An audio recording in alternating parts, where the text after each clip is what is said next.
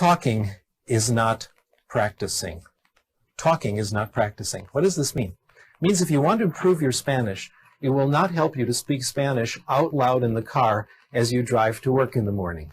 It will not help you to go to the bathroom, close the door, and speak Spanish to the mirror. I used to think those things help. Now I think they don't. The question is this: what was going on during those 5 months? She was listening. She was picking out comprehensible input. When she started to speak, it was not the beginning of her language acquisition. Let me repeat that. When she started to speak, it was not the beginning of her language acquisition. It was the result of all the comprehensible input she had gotten over those 5 months. Now, a silent period for a child in a situation like this is not pathological. It's normal. It's what you expect. You'd like to have a silent period, wouldn't you?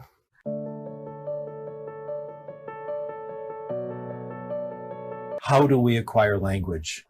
And I'd like to begin this discussion, this presentation, with an outrageous statement. In my opinion, we all acquire language the same way.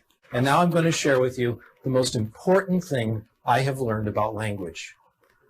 Probably the best kept secret in the profession. We acquire language in one way and only one way: when we understand messages. We call this comprehensible input. We acquire language when we understand what people tell us, not how they say it, but what they say, or when we understand what we read. Comprehensible input, in my opinion, has been the last resort of the language teaching profession. We've tried everything else. We've tried grammar teaching, drills and exercises, computers, etc. But the only thing that seems to count is getting messages you understand, comprehensible input. And this may come as a bit of a surprise to some of you. Certainly came as a surprise to me. Our research in language acquisition has concluded that there are several factors that relate to success in language acquisition. One factor is motivation. Students who are more motivated do better in language acquisition. Second, self-esteem. Students with more self-esteem, more self-confidence do better in language acquisition. Third, anxiety.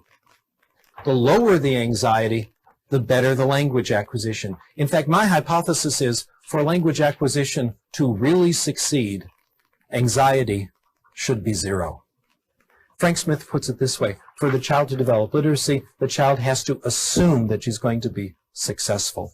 The way we integrate this into the theory is like this.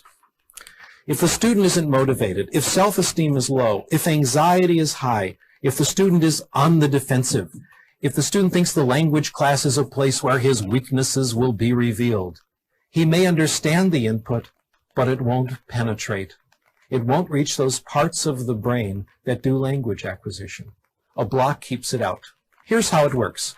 Somewhere in the brain, Chomsky tells us, is a language acquisition device. Our job is to get input into the device.